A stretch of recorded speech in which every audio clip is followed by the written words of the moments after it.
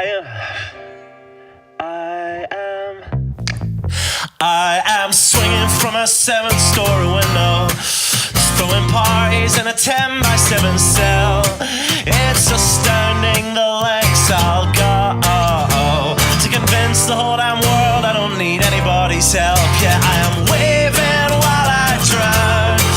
Don't bother swimming out to save me, I will only drag you down.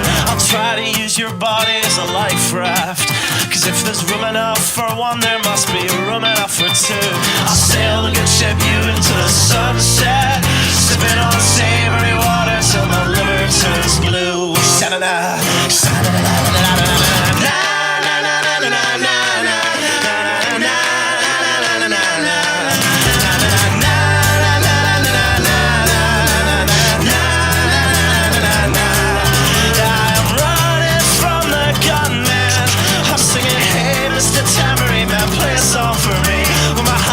Is broadcast in the evening news. I will be relieved. La, la, la,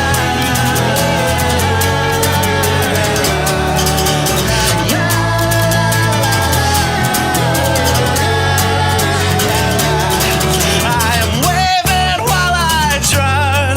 Don't bother swimming out to save me, I will only drag you down. I'm waving while I drown.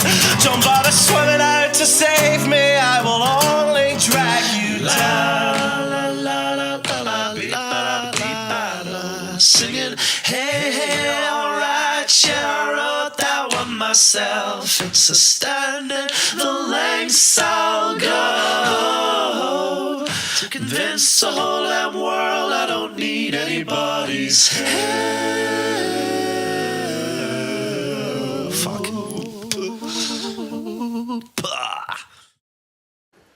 All right, put down your pens, put down your pencils, step away from the keyboards, and settle in for this week's episode of the Writer's Block. First and foremost, allow me to thank Low Tide Kava Bar for the kava that I drink on pretty much every one of my episodes. Also, let me thank Muddied Waters Media for allowing me to do this show, and Don and Sally Wright, thank you for giving birth to me. The rest of the world definitely appreciates it. Remember, you can follow this show and all the others from Muddied Waters Media at facebook.com/Muddied Waters of Freedom, on Instagram for all the good laughs at Muddied Waters of Freedom, or on Twitter at Muddied_Waters. You can also find us on YouTube, and you can follow this and everything else every day, all day at muddiedwatersoffreedom.com. I would like to welcome on a very dear friend of mine, somebody I'm very excited to have on the show, somebody who I have known for quite some time at this point, Miss Ayla Brown. Thank you so much for coming on the show, Ayla. Thanks for having me. Now, so I want to give the viewers a quick history of how we met. Because okay. I'm really excited to hear your story of how we met. Go ahead. I was telling somebody this last night, and they were like, that's really fun, that's really awesome, but also really sad. And I was like, I know. Yeah, well, yeah, I wasn't going to say anything, but you're about to tell the story. So you were singing the national anthem at the Predators game. Yes, and because I live in Nashville. Because you live in I've been Nashville. here for almost 9 years, right. And for like 2 full seasons, they did this rotating schedule of like 3 or 4 anthem singers. And for whatever reason, I was one of like the 3 or 4 that they kept rotating. So I did a ton of games that year. Yeah. And do you want to continue the story then? Oh, it was just so much fun. Yes. So it was about halfway through the season, a little bit over halfway through the season. I will never forget the date. It was February 14th. It was Valentine's Day. Special day for some people.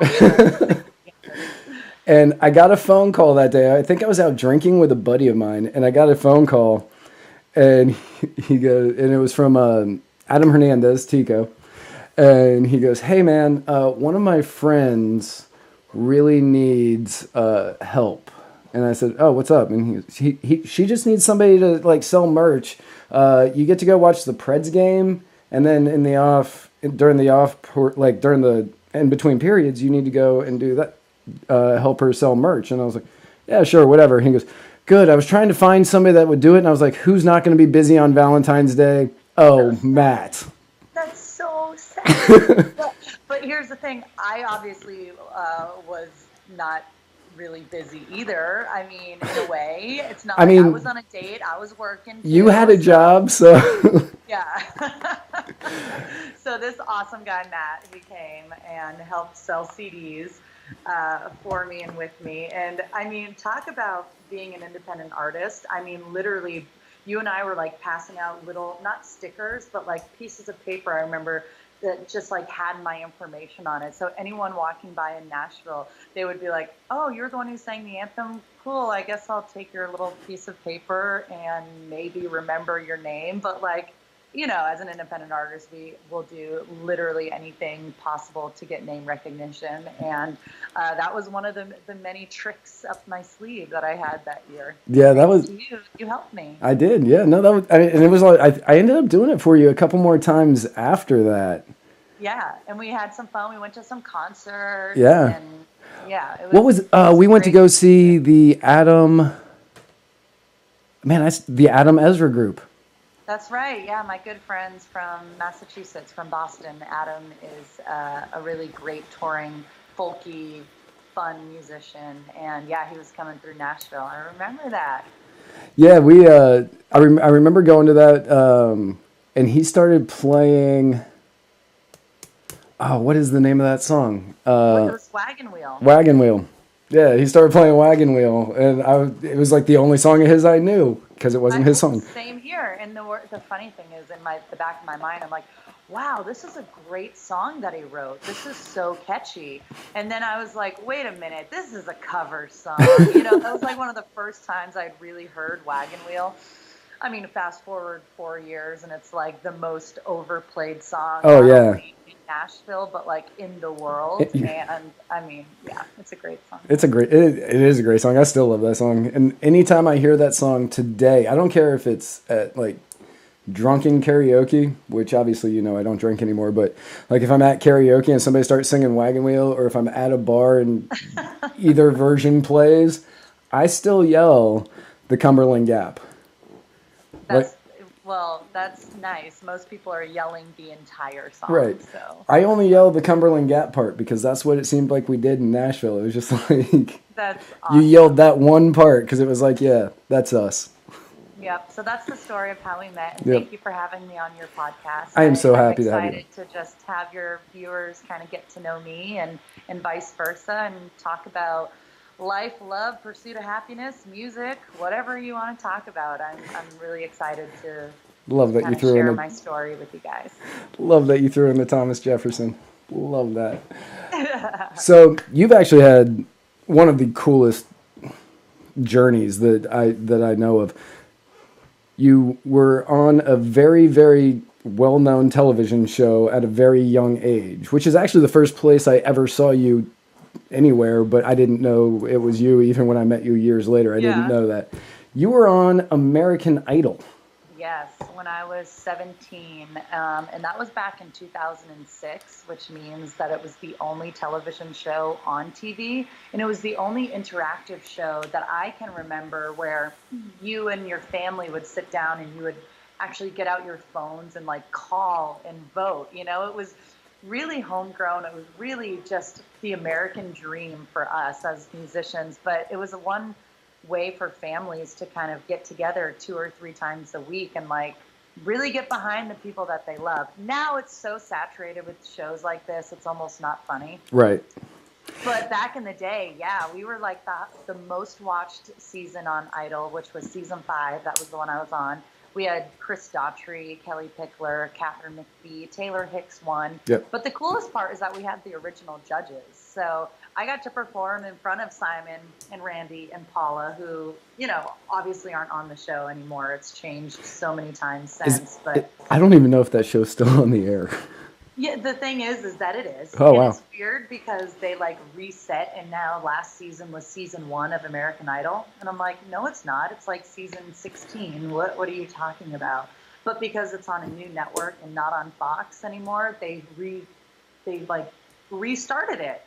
And so I feel like very disconnected from the show at this point. I'm 30 years old now, so you do the math. It's been a while since I've been on the show. You're But it you're was you're still like, younger than me, so it's fine. that's That's true. actually the only hint that anybody has ever gotten to my age. So Well, we won't ask because you're not supposed to ask, I guess. that's true. But, these days, all is fair game. But yeah, I was on the show, loved it, was on stage for the first time singing. But the kicker, and I'm sure you're about to talk about this too, was that I had a basketball scholarship to play basketball at Boston College in the ACC. I verbally committed to Boston College at the age of 15, so I was really young. And so trying out for American Idol was something that my mom encouraged me to do my senior year of high school just because she knew I loved to sing.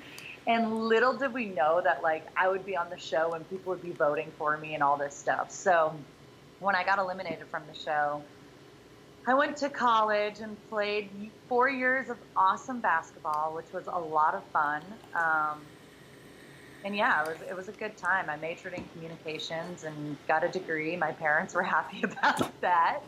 And then when I graduated, I'm like, I got to do this music thing again. I am moving down to Nashville, and I'm going to start writing songs and putting out my own albums. And that's kind of where the journey started, and it hasn't ended, but there's a whole lot of stuff in between that I'm really proud about too. Oh yeah, no. So, like you said, you played at Boston College, which I'm an ACC guy. My favorite, like I grew up near UVA, but my favorite team is Duke. Yeah, that was my favorite growing up too. That's so funny you Yeah. said that. When JJ Redick was on the team, I was like, Uh, I think I like Duke. And I was in like 7th grade. I didn't even like know, but I just, yeah, anyways. but it was JJ Redick. I get it, like 3-point Yeah. champion right there, and Yeah. in the For me, he NCAA. was just really good looking. So that was, I just had a crush on JJ. I still have a crush on JJ Redick. I mean, he might be my celeb crush. But, Right. No, I get that. you know, I heard somebody else say that once, and this guy that he was a big sports guy. He was in the room with us, and he was like, "So do you like pre-tattoo JJ or post-tattoo JJ?" I was like, "Is so there what was your answer? I said, "Well, I like Duke JJ Redick. Don't even know who he plays for anymore." Oh my gosh. Well, I'm pretty positive, unless he's gotten traded that I don't know about. The last time I saw he was with the 76ers. Okay. Philly. All right. I think that sounds accurate. Sounds right. That's a funny question though for someone to say, do you like pre-tattoo or post-tattoo? Right. And tattoos can really change your perception on people. And It is. most people our age do have one or more tattoos, but to commit to a whole sleeve or a body worth of them, I mean, that's some dedication right there. Yeah, I mean, I get a lot of flack for the fact that I have Thomas Jefferson tattooed on my arm. Do you? Oh yeah, unbelievably. One of the fathers of our country. Forget Yeah, that. no, I just am. Can I see it? Can we all see it? I mean, it's right there. There you go. Yeah. Wow, there he is. Yeah. I got. Not bad. Yep. I went all out for TJ, and so I get a lot of flack for that. They're like, "That's on your body forever." I'm like, "Yep." I understand how tattoos work. Oddly enough, not my first.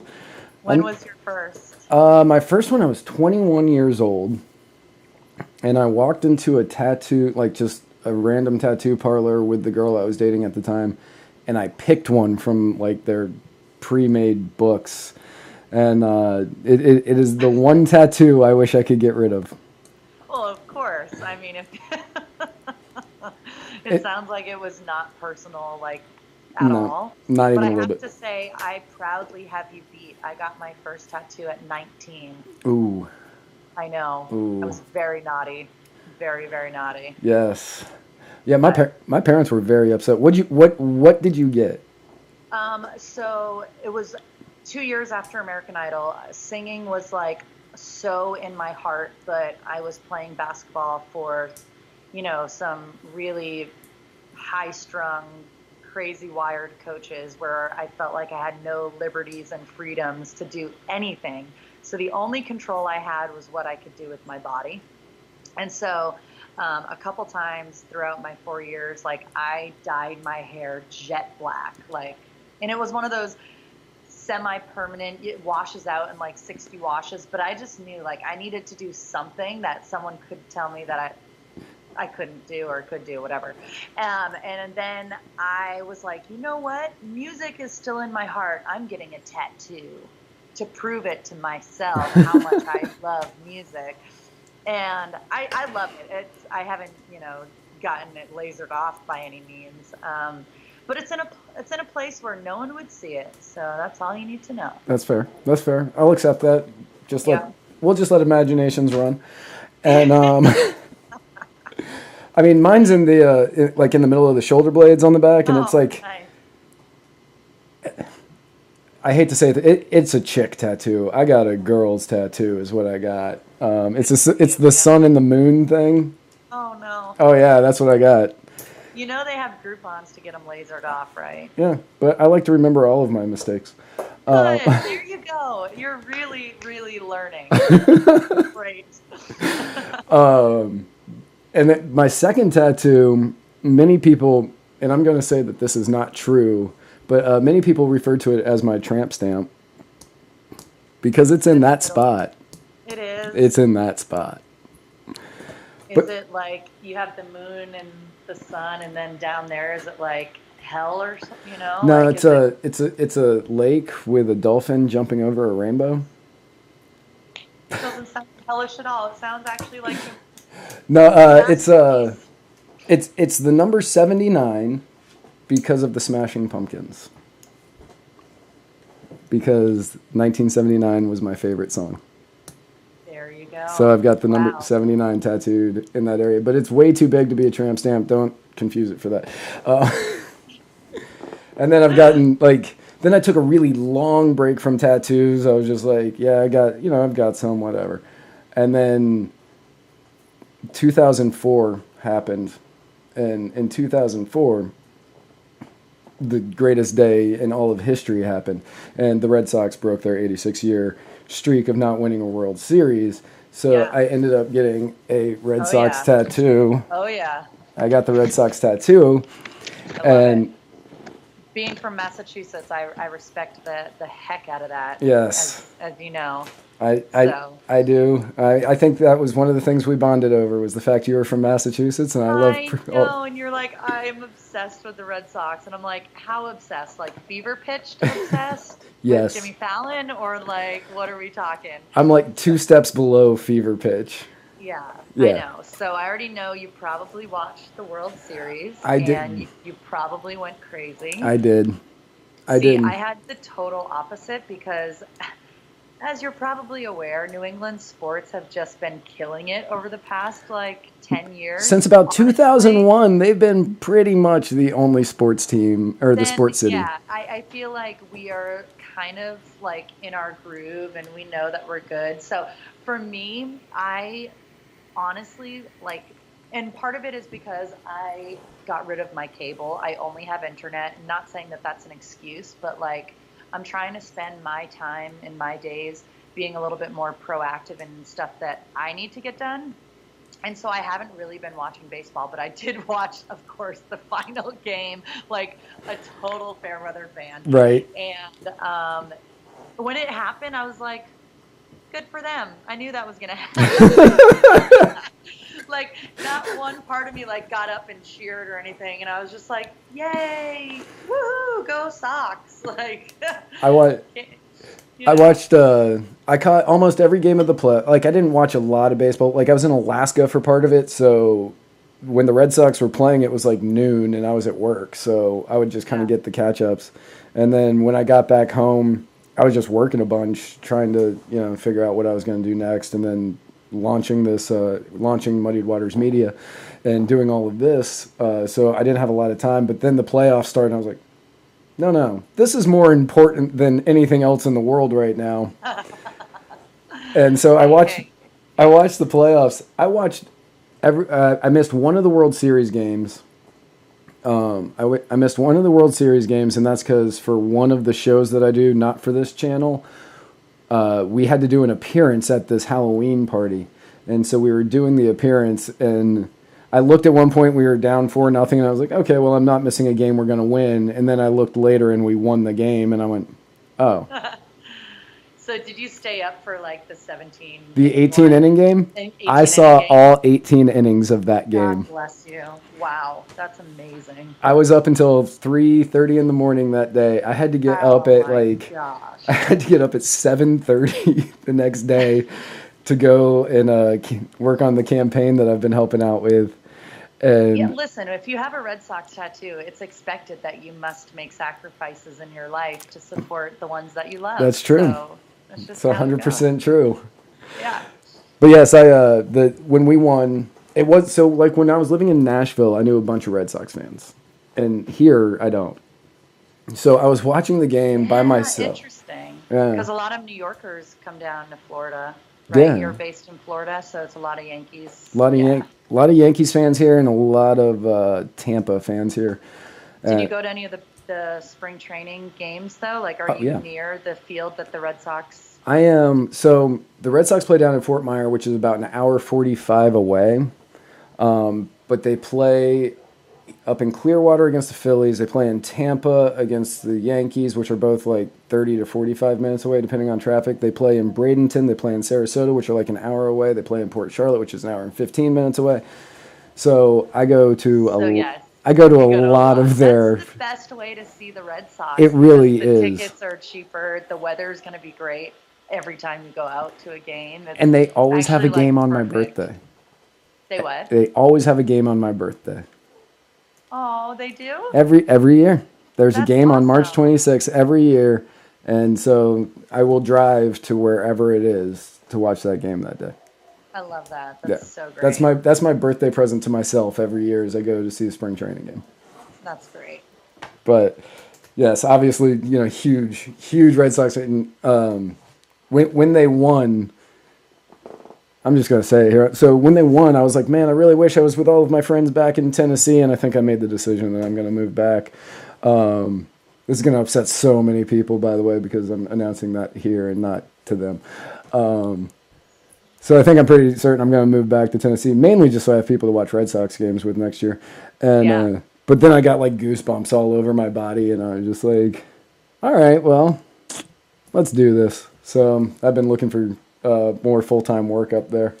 Yeah. I mean, Nashville is a great spot, as you know, and it's like growing exponentially. And the food scene is fantastic now. The bar scene is, kind of the same. You can get all types of ways to have a good time, whether it be live music or more like, swanky cocktail bars. And there's other types of music besides country now. It's just a really cool spot. I've been here almost 9 years, and it's just amazing how much time has flown by and how much this town has totally changed. But I do a lot of my touring up in New England and up in the Massachusetts area. So it's funny, even though this is home and, I'm Skyping here from my home, it's like, I'm never here. And so I end up finding myself like, if I want to pay my bills and make money, then Nashville is not the place for me to be. Right. I have to leave this city because it's so saturated with incredible talent, first of all. But it's also filled with bars and restaurants who say, I don't need to pay you. I'll just get someone else to do it for free who wants the exposure. Because Nashville has that, Because they have, because there's so many people. So many people are like, I'm just going to go out there and become famous. It's like stand-up comedians going to LA for a sitcom. Right. I mean, you could make comparisons across the board, but Nashville is filled with that. And so I'm like, all right, what are my main goals in life? My goal is to, first of all, make money so I can pay my mortgage. Secondly, my goal is to be out performing in front of people. Like, I don't consider, even though I write songs, I don't consider myself, just a songwriter, where that's my main goal in Nashville is to sit down for 7 hours every day and write songs. Right. I don't think I have that much to say. I mean, I do, but not that much. And so my goal has just been to get out as much as possible. So like over the years, I took a job singing the national anthem full time with the 76ers in Philadelphia. That was for 2 full seasons. They like flew me back and forth to Philadelphia for every game. It was the coolest job I've ever had in my whole life. And then like performing up in New England and even some places in upstate New York and the Midwest. And so, yeah, that's kind of been like my touring story. I've had some cool performances, but at the end of the day, as an independent musician, you got to find ways to pay the bills. Right. So I'm like taking almost every gig. I'm a part-time travel agent. So I'm like sending people on vacations and getting commissions from that. And then I'll make t-shirt quilts for people. Like I'll do whatever it takes to like be a millennial full time. Does that make sense? You know what I'm talking about, right? I do. I mean, so like as you know, you're one of like the 9 people who've read my book. What? No, I told people to read it, so I'm gonna have to put out another post because it is so good. Thank you. It's called Diary of an Addict, right? Dear Jack, Diary of an Addict. Yeah. See, okay. Yeah. And I didn't even know you were going to ask me about it. And I remember, you guys need to grab Matt Wright's book. It is amazing. Such a good read. Yeah. So, as you've known, I've dedicated most of my adult life to trying to be a writer, and that's kind of turned into me talking about politics. I'm not really sure how that happened, but that's the way that the world turned. Hey, it saves your fingers. It does. This. I know. It takes your hands and using your vocal box instead. My carpal tunnel is like put on hold for a little while, so it's great. That's amazing. Good for you. But you know, same thing. Like everything that I do is just everything that I'm working on is a way to get where I can just write full time and get paid for it. Like that's the end goal for everything that I'm doing. Right. But yeah, so it's like, you know, I'd take whatever freelance jobs I can get. That's why I'm helping out on these campaigns, is just to get enough money so I can continue to write. Now, your first album came out in 2006? Yeah, it's actually, I'm sitting in front of a wall of posters, which sounds really weird and cocky, but at the same time, these are some of my best memories of shows that I've had, and they've made like 11 by 17 posters. And so this one right here is a poster from my first record that I ever released called Forward. Okay.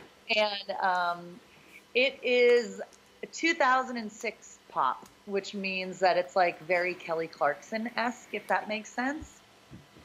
So you guys don't need to check it out because it's not my best work, but it's something I'm still proud of many, many years later, because that's... But it is available on Apple Music for anybody who wants to check. It sure is. If you want to see the journey and the transformation through music and tones and sounds alone, and even my voice has changed so much since I was 17, that's a good place to start. Yeah. And then quickly move away and go to a record that I released by myself with like all of my own money and resources, and it's my self-titled country record, and I sing country now. But it's just called Ayla Brown. It's me with sitting in a red truck, and that album went to like top 40 on the Billboard Northeast charts, and got some really cool things that happened with it. But my favorite record is a patriotic record, which I'm sure you remember and you've heard. I know. Oh, I've definitely. It is still in my car. I love that. It's called Heroes and Hometowns, and it's been the record that was so, I guess, surprising to me to see the journey that it took. So it all started years and years ago, probably in like 2011, when my dad was running for Senate in Massachusetts. My dad is a politician. He's now an ambassador to New Zealand. His name is Scott Brown, but he won the U.S. Senate seat in Massachusetts back in 11. Putting forth one of the greatest debate performances I've ever seen in my life. Back in 2011. God, that was good. Listen, my friend, I was there and my hands and palms were sweating so much. I started shaking because I was cold. Like I was making myself break into a cold sweat. I was so nervous, but my dad killed it, and I'm really proud of him. But my mom had this awesome idea and was like, Ayla, you've written all these awesome patriotic songs. You should record them and we'll like give them out at your dad's fundraisers. Doesn't that sound like a really cool idea? And I'm like, actually, it sounds brilliant. Yeah. But we found out through like political law that that's not really how it works. Like, I was gonna say that I'm not sure how legal that is, but it's a great idea. so the rule is basically my dad would have to pay fair market value for that record to give out to people. And just because I'm his daughter didn't really mean like that the rules could be bent. And that's one thing I love about my dad. His character is unbending. He is who he is. And, you know, he knows what's right and he knows what's wrong. But I was like, well, darn it. That's the worst idea ever. Okay, Dad, are you going to pay me then? Like $7 per CD or whatever the fair market value was. And he's like, no. I was like, oh.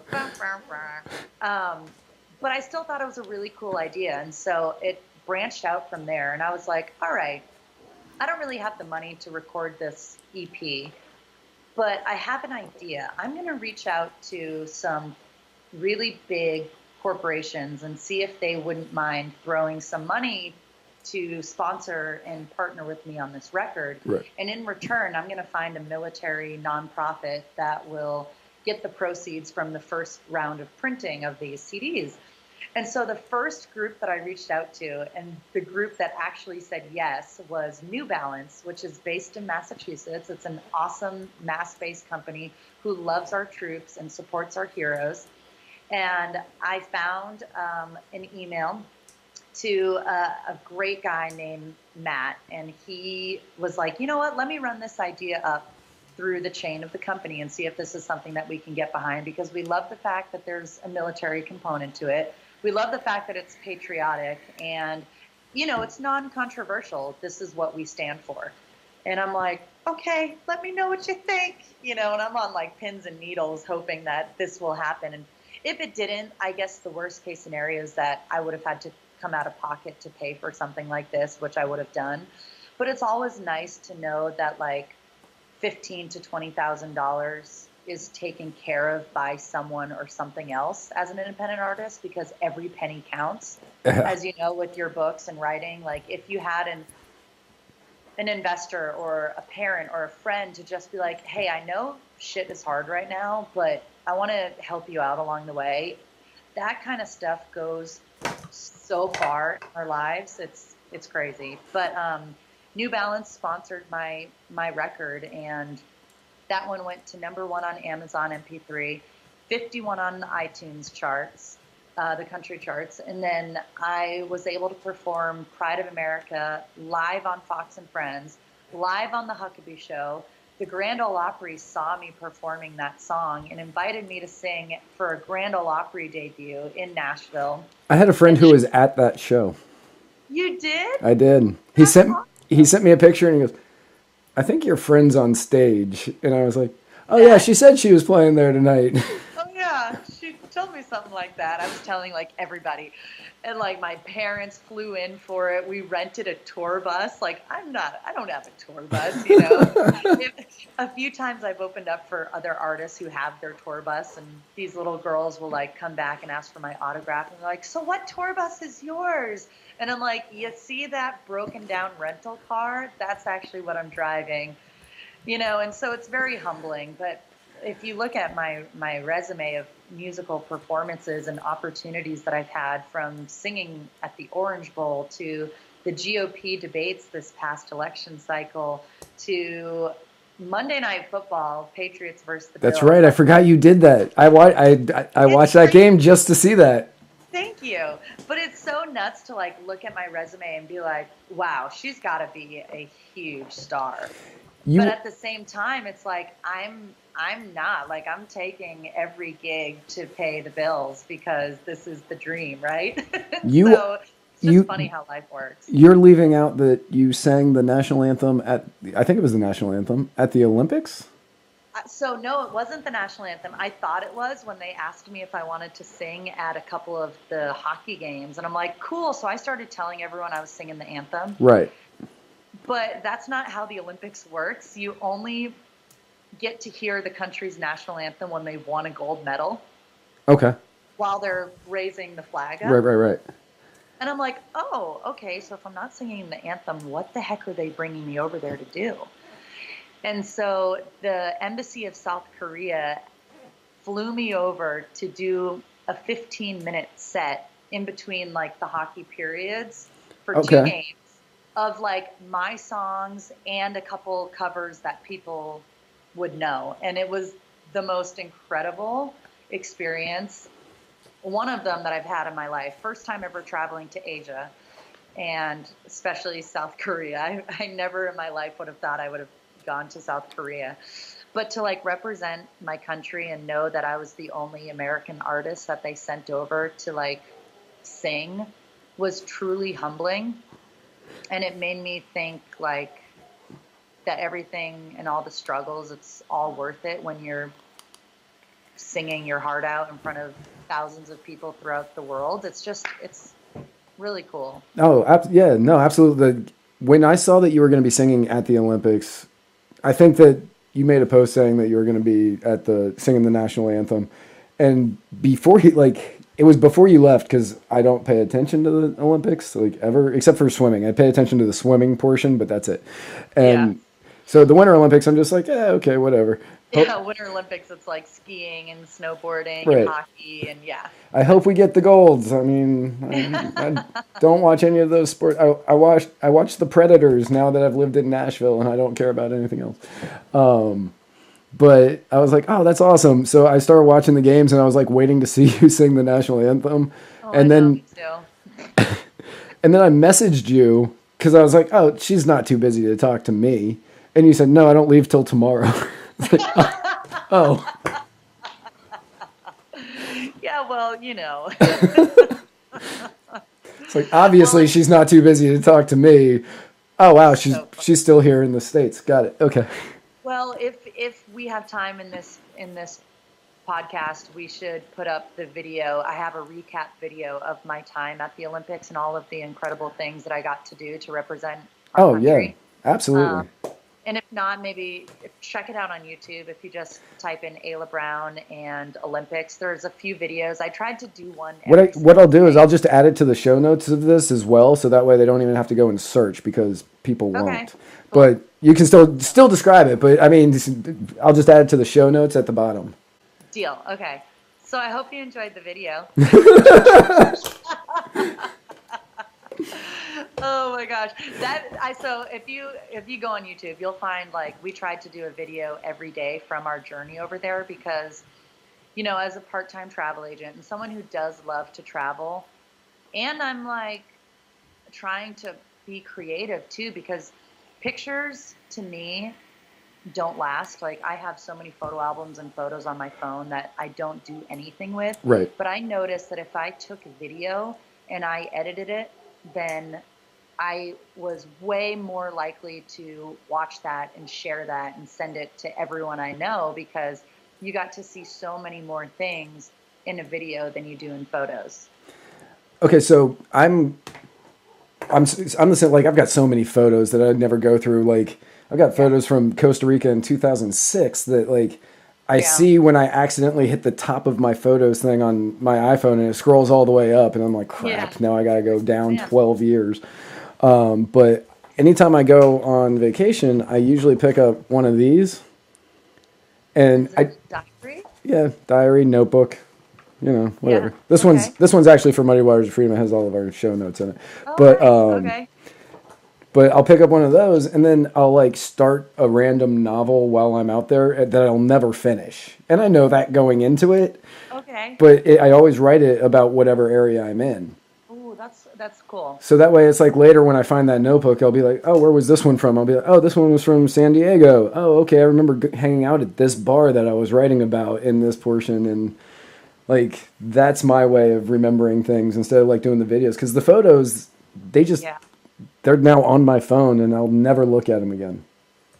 I tried to hold myself accountable. I was on a little hike with my dog, who I'm going to show you right now. He's actually sleeping, but I don't care. Waking. There he is. Oh. He very adorable dog. For anybody who's listening, that is I don't know what kind of dog that is. I'm not gonna lie. He's a Pekingese. Pekingese, tiny little Pekingese, very cute. So I was on a hike with him, and it was up in New England, and the leaves had already been turning, and they were gorgeous, and they were just like falling all over me in this wooded area. And I was like, man, I never write songs about imagery that I see ever. And I was like, what does this? I'm gonna just write on my phone and come up with a little song. And so on the hour hike or so, I wrote this song that I just like made up on the spot, and it's called Fall in the Fall. And it's like, I fall in the fall, and it's funny 'cause most times I don't like you at all, but I fall in the fall, in the fall. And it's all these like things about about how when fall comes around, I end up liking you again because you wear a football jersey. And we go camping and all these fall things. But other than fall, I actually don't like you at all. I don't even think you're cute. And then in the bridge, it's like, you're not even cute. Do you have a job? Daylight savings comes and my mind is fogged. But I'm so cold. So give me your sweater and let's hit the road. Oh, I fall in the fall. You know what I mean? So it's like all these, and it was so stupid. Sadly, this sounds like you like talked to all of my exes, and you were like, "Oh, what was the best thing about dating Matt? Oh, he's really great in the fall. Other than that, no, just leave him alone." Other than that, not even really interested. Yeah. But I don't know where that came from, but it was kind of like my little diary of that moment too. So I kind of relate to. I don't do stories. I've tried writing before, and it just I get bored. I don't have the like stamina to do long pieces. So either a poem or a song, like the 3 minutes level, I'm good. Right. Yeah. I remember years ago you said that you wanted me to write you a murder mystery. Yes. And No, but you wrote something. I mean I've got a really good beginning and I've got a really good end. I don't know how to connect the two. And I've been stuck there. Like I open that probably once a month. And I'm like, okay, how do I get from here to here? I don't know. And so Weird. like There's got to be some sort of like, what is it? Is an antagonist? There's got to be a bad guy. oh yeah, no, there's a bad guy. There's definitely a bad guy in it. Jeez. I don't know how to help you on Yeah. that one. But yeah, so like I see it all the time because it's one of the first ones that comes up because it's Ayla's story, so it's an A. So Brilliant. I always see it and I'm like, oh, I need to work on that, and then I go and I start working on it, and I'm like, I just don't know how to connect these two portions, and I don't want to change the end because I really like it. Well, maybe our podcast conversation will reignite that fire to find whatever is going on in the middle of that story and let us all know if you finish it. Oh yeah, and you will be the first one to know when I'm done with that one because Good. I will immediately send it to you. Good. You were out touring with Concerned Veterans for America? Yes. Do you still do that? I wasn't 100% sure on that. No, they are no longer. They're no longer a touring group. Unfortunately, I wish they were. I really enjoyed my time with them, singing for veterans and military families and people who cared deeply about our country. And yeah, that was a 2-year constant touring opportunity that was really good to me and paid the bills, and I was able to sing my own songs and start off the set with the national anthem, and yeah, it was a great time. I remember you did a show here in Tampa. Yes. And I came out to visit, and I am like 80% certain that was like 3 days before I quit drinking. So you were one of the last people I've had a drink with. I was, because I do remember afterwards we went out and had some drinks. Yeah, some. Well, I was some for me. I'm not sure how many for you, but yeah. Yeah. It was, So you're saying that was 3 days before it happened? That was you quit? that was 3 days before I stopped drinking. I look at the picture from that night and I'm like, wow, I don't even look like me. Isn't that nuts? It's crazy. And I that- told you when you asked me to be on my podcast, on your podcast yesterday, I told you that I went 100 days sober. right. I was in New Zealand actually visiting my mom and dad, and my sister and my boyfriend, we all went at the same time. And my sister is a lover of wine, and that's her drink, like many women out there. But wine is really well known in New Zealand, especially white wine. And so we did all these tours, and everywhere we went, it's like, of course I'll have some wine. Anyway, one night we went out, and I ended up getting so drunk that I like threw up that night. And I'm like, what is going on? I'm 29 years old. I shouldn't be having this kind of a night, right? And the next day I woke up and I'm like, I'm good, I think. And I went 6 days while I was in New Zealand with not having a drink. And then on my 7th day, I had one glass of wine, and I was like, I don't see the point. Here's the thing. I'm in the healthiest place in the whole world, New Zealand. If you've ever been there, it is like incredible and healthy and organic and whatever. And I was like, why aren't I treating myself and my body that way? And so I was like, I'm going to just kind of chill out for a bit. And it turned into like 30 days. And I'm like, I think I'm going to keep going. And then it turned into 50.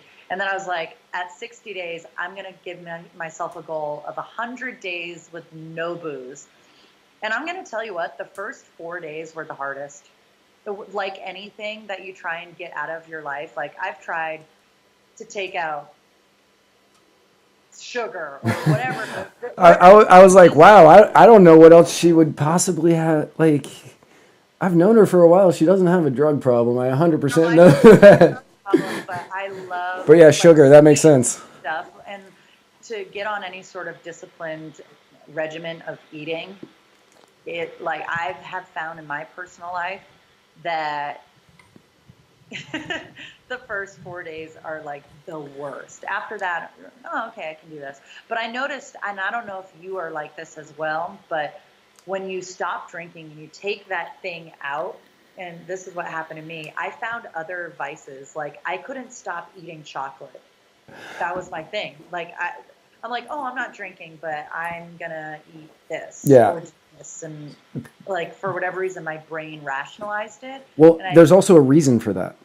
Okay, tell me what it is. So alcohol, when it breaks down in your system, turns into sugar. So when you no longer have the alcohol, when you're drinking a lot of alcohol, lots of people who drink a lot of alcohol, like me, for instance, when I was in the midst of my alcoholism, no sweets whatsoever. I never craved it. The moment I quit drinking, I eat so much sugar now. And Do you? All the time. I eat so much sugar, and it's because my body still craves it from back then. Wow. So, like, you don't really notice it that you're just like, oh yeah, I'm going to have this chocolate. It's because your body's actually craving the sugar that the alcohol turned into. That's so scary.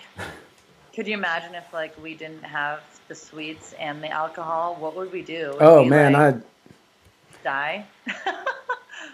Somebody said you eat way too many sweets, you're going to get diabetes. And I was like, well, I'm not going to die from alcohol. And yeah, well, yeah. There you go. Yeah, I mean that's kind of my response to anything. Like when people are like, because when I quit drinking, I started vaping because I needed a habit, and then I started eating a lot of sweets, and then I started drinking a lot of this stuff, kava, and people are like, you're just trading, and I'm like, right, but everything is much healthier than anything I was doing beforehand. Yeah, I guess in the scheme of life, your body and what it can tolerate. Right.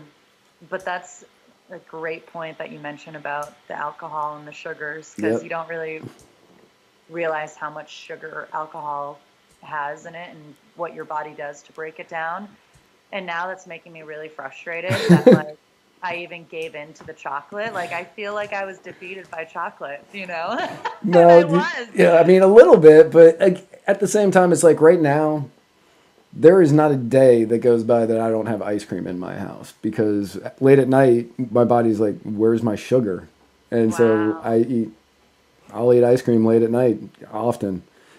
Yeah. It's just that I've started craving it, and so now I eat it, and it's like, all right, I don't care because at least I remember the nights Yeah. as opposed to before.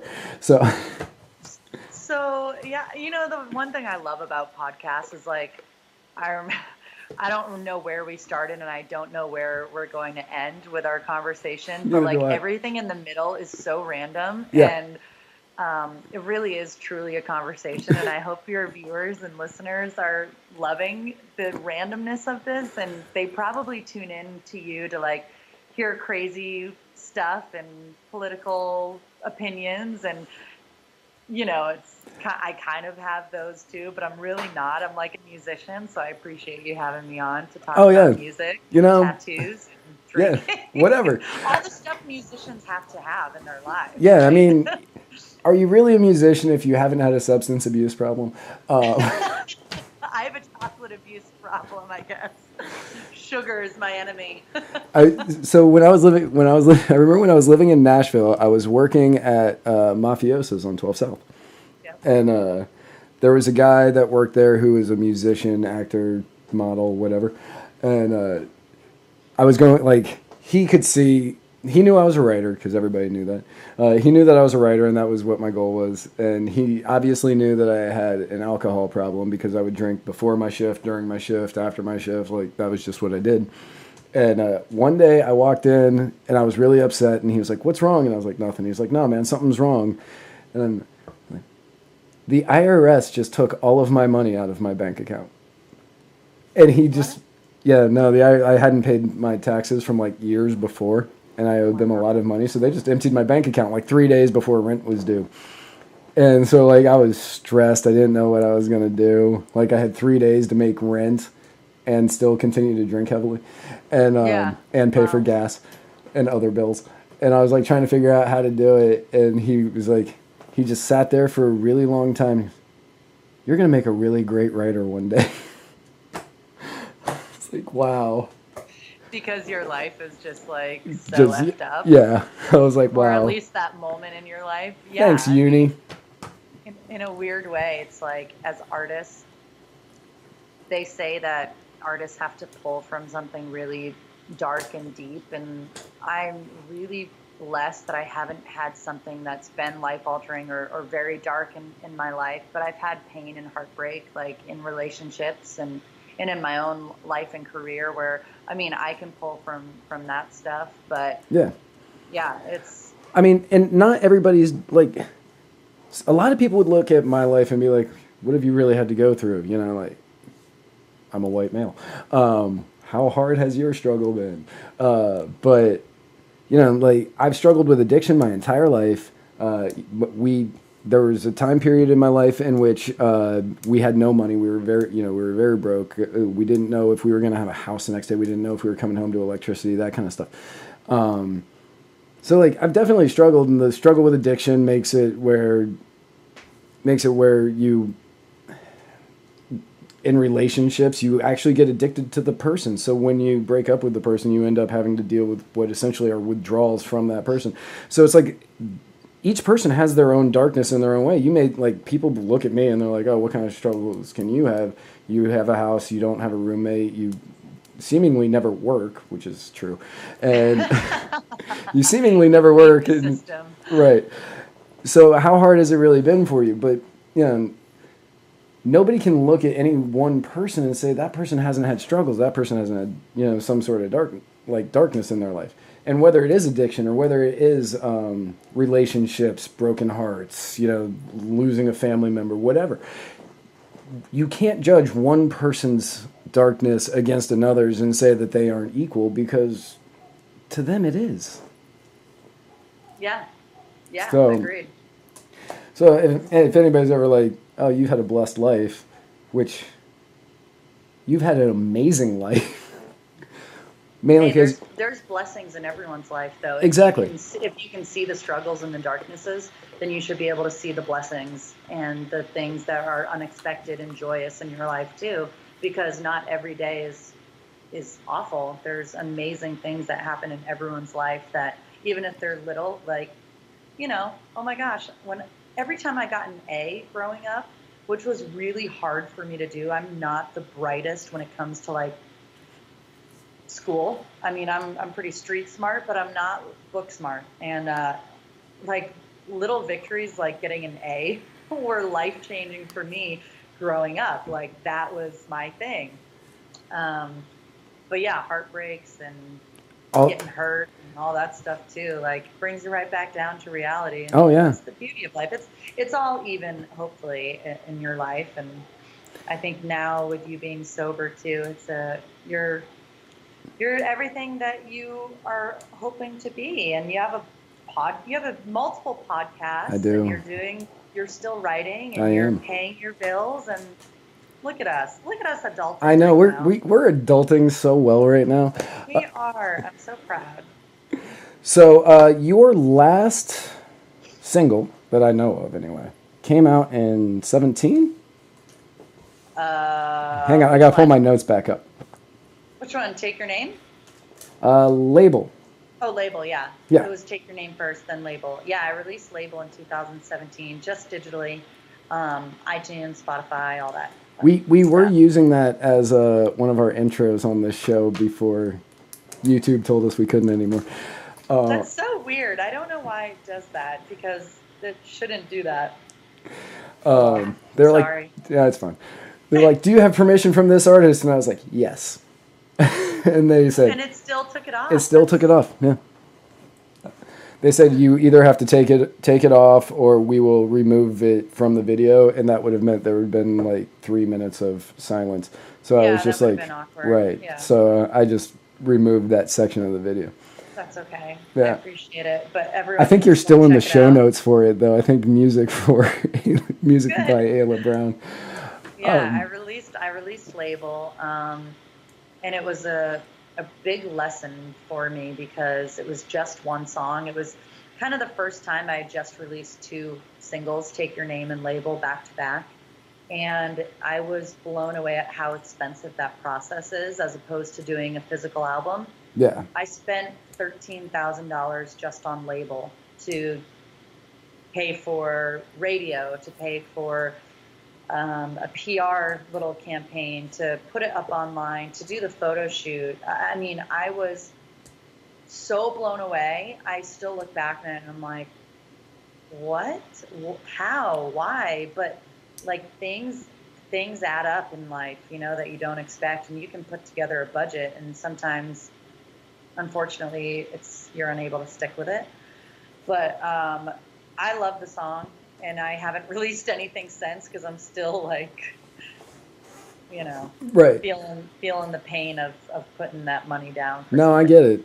But are you working on anything right now? Do you have any tours coming up? Do you have anything that's...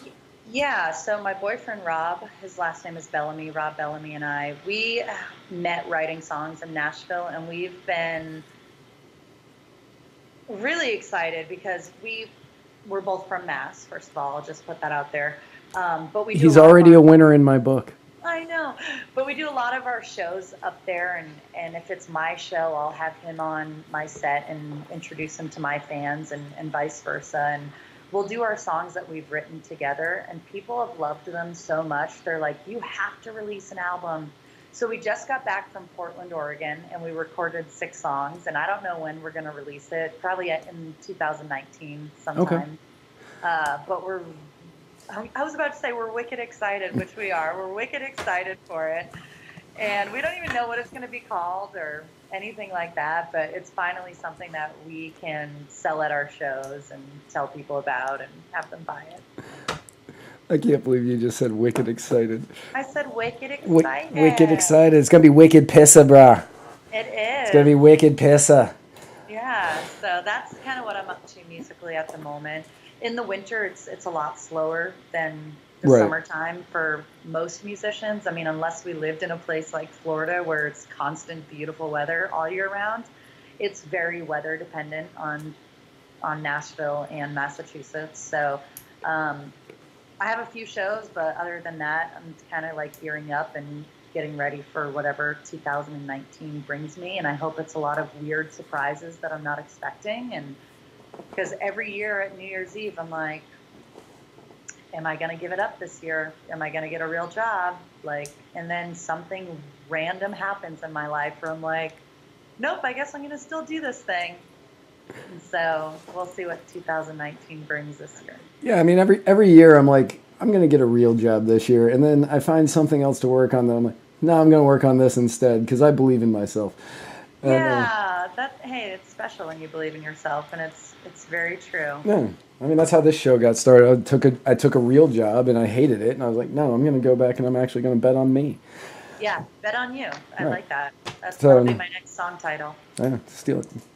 I just want the credit. I know we were going to talk about the Music Modernization Act, but we're already at an hour. So Okay, congrats to all, I mean, it really doesn't matter, but I mean, congrats to all the songwriters out there for the Music Modernization Act. And if you're a songwriter, make sure that when you fill in your stuff on Spotify or Apple Music or however you put that out, I don't know, fill in all your information so you get paid. That's essentially... There was going to be much more discussion on it, but essentially it breaks down to just put in your information so that way they'll pay you. And at the end of the day, for the Senate and Congress and pretty much all of Washington to come together on one bill is like... It was unanimous in the House. I know. I like never heard of that. That was insane. Yeah. So it just shows that like we're going as songwriters and publishers. It's a very archaic law that was passed many, many years ago, and now it will change the script a little bit and get people paid at least a little bit more fairly. Right. And so what it means for independent musicians like myself, only time will tell. But I do know that, those who have like 1 million streams on Spotify who aren't getting paid fairly for that will finally get paid because they have some big dogs in their corner. For me, with my 14,000 spins on label, I don't know what that will mean for me. Maybe it means I'll make like $14,000. Probably not, though. I don't know. So I'm gonna guess it's gonna be closer to 1,400. But you know what? Hopefully, hey, I know. Right now, I'm getting like 0.0001% or something per spin, and so I'll get my check from CD Baby, and I'll go through and it'll say my Spotify cents that I made, and I'm like, great, I made 6 cents from Spotify. Woohoo. Nice. I remember when I first started learning about Spotify and Apple Music, I asked Ben Danaher, who I'm also advertising because this is an all Nashville show today. Love that. I asked him, I was like, how much money do you get whenever I play your album on Spotify? And he's like, nothing. Like literally nothing. But I did hear of this band who created a record, and it was Silence. Yeah, it was 30 Seconds of Silence, and it was 14 songs, and they just asked their fans to put it on repeat all night. Yeah, and that's how they paid for their tour.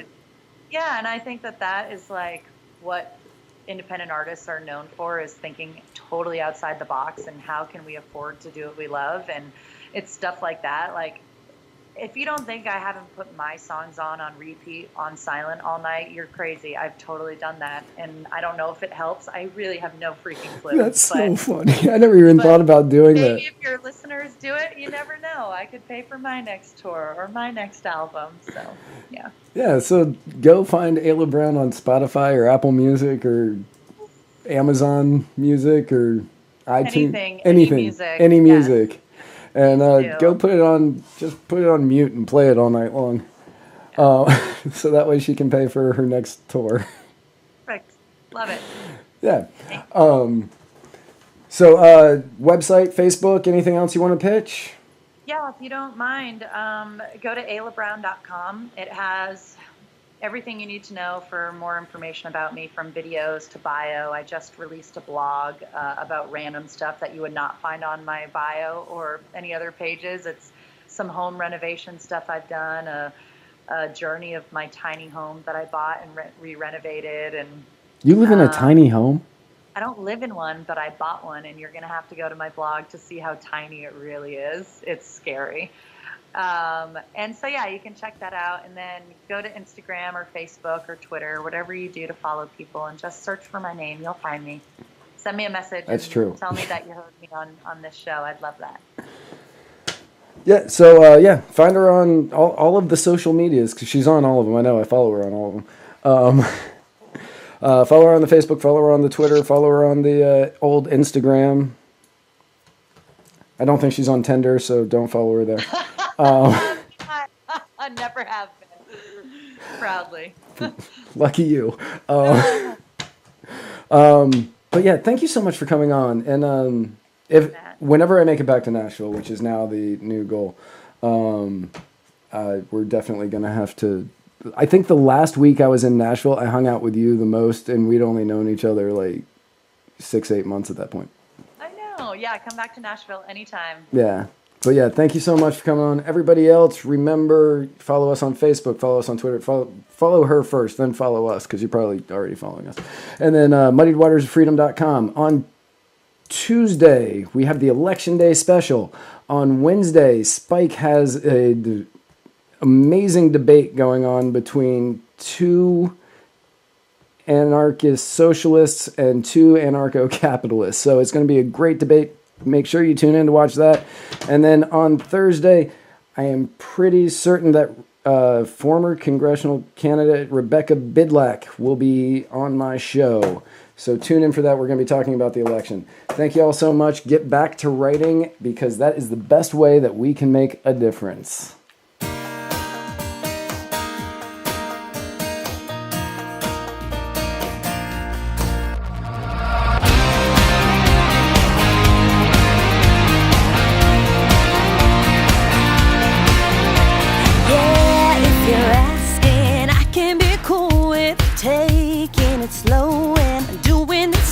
For a couple more circles, round and round we go. I dare you to find out what you've been missing. You like the chase, but I like the kissing. You will be kicking yourself for